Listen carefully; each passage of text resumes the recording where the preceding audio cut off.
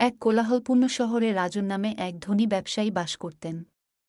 ধনসম্পদ থাকা সত্ত্বেও রাজন লোভে গ্রাস করত, সর্বদা আরও চাইত।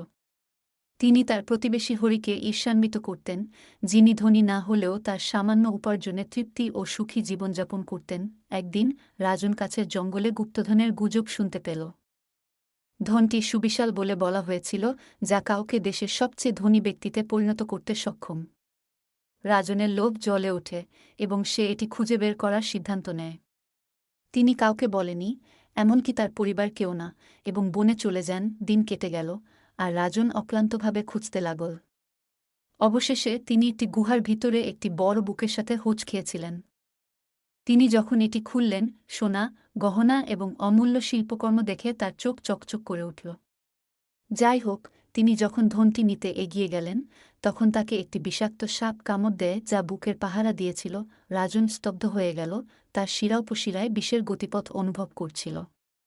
যখন সে সেখানে শুয়েছিল, সে বুঝতে পেরেছিল যে তার লোভ তাকে তার সর্বনাশের দিকে নিয়ে গেছে। আরও কিছুর জন্য তার আকাঙ্ক্ষা তাকে বিপদ এবং মূল্যের প্রতি অন্ধ করে দিয়েছিল যা তার কাছে ছিল। এদিকে শহরে ফিরে হরি তার নিখোঁজ প্রতিবেশীর জন্য উদ্বিগ্ন হয়ে ওঠে। তিনি একটি অনুসন্ধান পার্টির আয়োজন করেন এবং ঠিক সময়ে রাজনকে খুঁজে পান। তাদের মতভেদ থাকা সত্ত্বেও হরি রাজনকে গ্রামের নিরাময়ের কাছে নিয়ে যায়, যিনি তার জীবন বাঁচাতে সক্ষম হন। রাজন দুর্বল কিন্তু জীবিত, তার কর্মের প্রতিফলন। সে বুঝতে পেরেছিল যে তার লোভ তাকে প্রায় তার জীবন দিয়েছিল। সেদিন থেকে রাজন তার পথ পাল্টে ফেলে। তিনি সম্পদ সঞ্চয় করার পরিবর্তে তার কাছে যা আছে তার প্রশংসা করা এবং অন্যদের সাহায্য করার দিকে মনোনিবেশ করেছিলেন।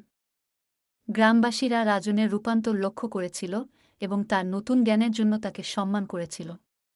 তিনি একজন উদার এবং দয়ালু মানুষ হয়ে ওঠেন, সম্প্রদায়ের উন্নতিতে তার সম্পদ ব্যবহার করেন। রাজন শিখেছিলেন যে লোভ ধ্বংসের দিকে নিয়ে যায়, কিন্তু প্রকৃত সম্পদ আসে সন্তুষ্টি এবং উদারতা থেকে।